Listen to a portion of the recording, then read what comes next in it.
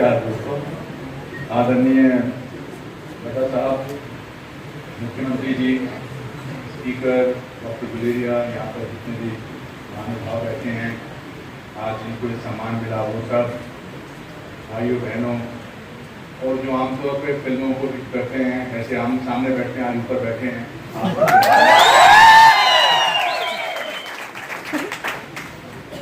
ये घड़ी इस हॉल की 11:30 पर रुक गई, पर टाइम काफी हो गया। तो पर इसका एक सिंबॉलिक मतलब ये हो सकता है कि वक्त थम गया है आज के प्रोग्राम में।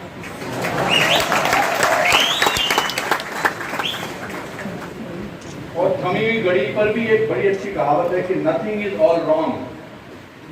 मैं ऑप्टिमिस्टिक आदमी हूं कि nothing is all wrong, even a clock which has stopped running is correct twice a day.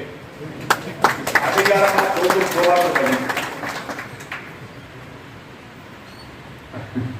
Bhajpa साहब, आज मैं आपके साथ एक बात शेयर करना चाहता हूँ कि हिमाचल प्रदेश की यूनिवर्सिटी के इतिहास में पहली बार ऐसा हुआ होगा कि एक 38% मार्क लेने वाले का इतना भव्य स्वागत हुआ।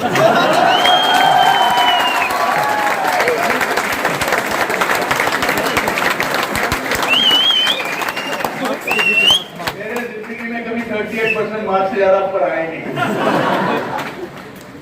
और खेल कूद में कुछ ज्यादा नहीं था। मैं डीएवी स्कूल में पढ़ता था तो हमारे सदा सिंह जी जैसे वो पीटी टीचर थे, एक दिन मुझे दौड़ता हुआ देख के बोलते हैं, और रुक जा, तू अकेला दौड़ेगा तब भी सेकंड आएगा। आज मेरी माँ यहाँ बैठी है, मैं थोड़ा इमोशनल हुआ। उनकी माँ ने मेरा पूरा जीवन की एक पूरी जर्नी देखी है, कैसे हम 4x4 नाभा और शिमला में रहते थे, कैसे मेरे पिताजी फॉरेस्ट डिपार्टमेंट में क्लर्क थे, कैसे उनकी तनख्वाह 90 रुपए की थी, और कैसे इस शहर ने, इस छोटे से शहर ने मुझे सपने देखना सिखाया। मैं आज जो भी हूं उन सपनों की वजह से हूं।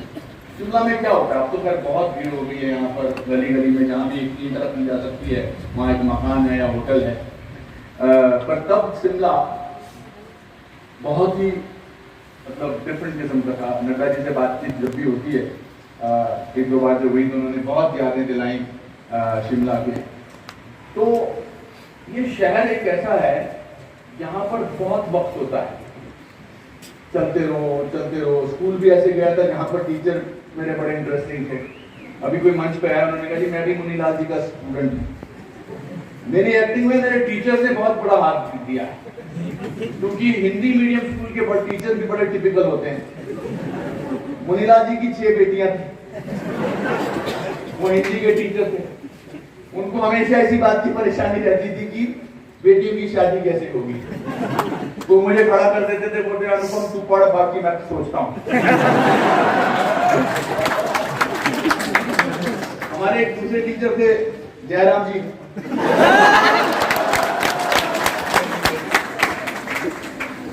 वो हमारा इंट्रोडक्शन क्लास में पहले डंडों से करवाते थे। ये अलजेब्रा का डंडा, ये मैथमेटिक्स का डंडा, ये लेट आने का डंडा, ये कपड़े साफ नहीं पहनने का डंडा। मगर उन डंडों ने जो मुझे इतना सिखाया है कि अगर मैं स्वतंत्रता संग्राम में होता तो मैं स्वतंत्रता सेनानी घोषित हो गया। तो जयराम जी जहां भी आज हैं उनका बहुत बहुत शुक्रिया। एक और ये सब चीजें चल रही थी मेरे जहन में जब मेरे आंख से आंसू निकल रहे थे। एक हमारे हरदर्शन टीचर थे, थोड़े से भारी थे।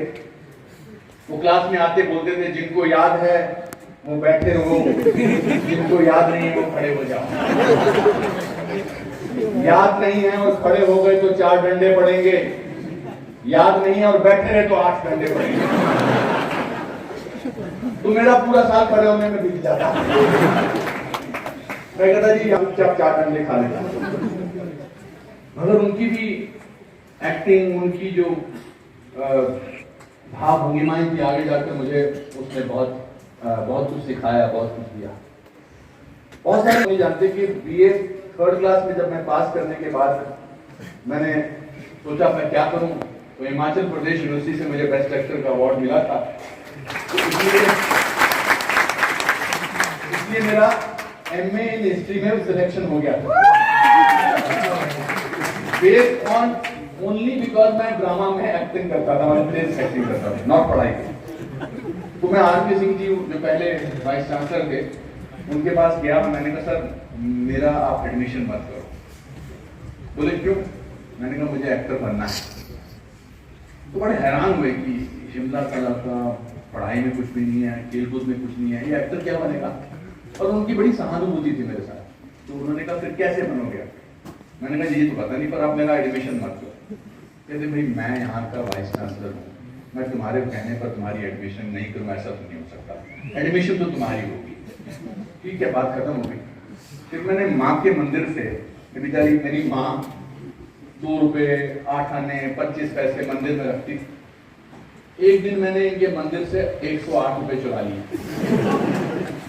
फिर बड़ी श्रद्धा के साथ 8 रुपए वापस कर दिए और ये कहते कि मैं चंडीगढ़ अपना पिकनिक पे जा रहा हूँ। वहां पर चला गया मैं एडमिशन के लिए पंजाब यूनिवर्सिटी ऑफ चंडीगढ़। वहां से एडमिशन लेकर वापस आया तो उन्होंने कहा कहाँ गए थे? मैंने कहा पिकनिक पर गए था, कुफरी गए थे, चैल गए थे, बाहर की जगह। 8 दिन बाद मेरे पिताजी कमरे में आए और कश्मीरी में बोले मतलब तू कहाँ गया था जिस दिन संडे को, सच्ची बता। अब मुझे लगा कि चोरी पकड़ी गई। तो मैंने कहा जी मैं एक्टिंग बनने का ऑडिशन देने गया। तो मेरी माँ बोली पैसे कहाँ से लाया था तू? तो मैंने कहा कि मम्मी मैंने चोरी की है। उन्होंने एक झापड़ मारा, ये फाइनल का स्टूडेंट था मैं, तो तुमने कैसे ले लिया? पिताजी ने कहा तू अच्छा रो मत। मैंने पिताजी कहा मैं ठीक है, मैं एक्टर नहीं बनूंगा, मुझे माफ कर दीजिए, मैं चोरी नहीं करूंगा, अब मैं एक्टर नहीं बनूंगा, मुझे माफ कर दीजिए। उन्होंने कहा चुप कर, तेरा सिलेक्शन हो गया है। मेरी माँ ने कहा मेरा 100 रुपया, का तू भी चुप कर, जिसको 200 रुपए का स्टाइपेंड मिलने वाला उसमें से 100 रुपया तुमको दे देगा।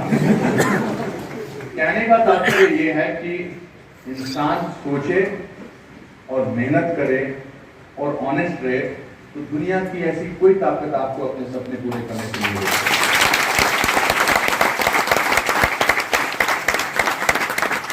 मेरी उपलब्धियां आज यहाँ मंच पे जितने लोग बैठे हैं और बहुत सारे लोग यहाँ पर हैं उनसे बहुत कम है। शायद फिल्मों में आने की वजह से नाम ज्यादा होता है, फिल्मों में आने की वजह से चूंकि आप पर्दे पर देखते हैं, लेकिन हर इंसान में यहाँ पर बहुत कुछ बनने की उम्मीद है, पॉसिबिलिटीज है, बस सपने देखना बहुत जरूरी है। और दूसरा जो बहुत इंपॉर्टेंट है, देश के प्रति प्यार और माता पिता के प्रति प्यार, ये बहुत जरूरी है।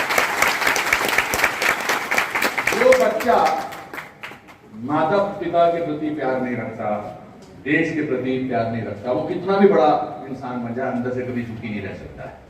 ये मेरा मानना है। बोलने को तो बहुत कुछ था, लेकिन आज इतना ही कहूंगा कि मुझे बहुत सम्मान मिले हैं। भगवान की दया रही है, 530 फिल्में कर चुका हूं, देश विदेश में कितने सम्मान मिले हैं, लेकिन सर आज जो आपने मुझे सम्मान दिया है उससे बड़ा सम्मान कोई नहीं है।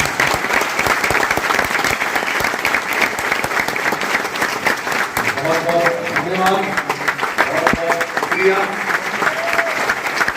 अब मैं इन तालियों का एक वीडियो बनाने वाला हूँ।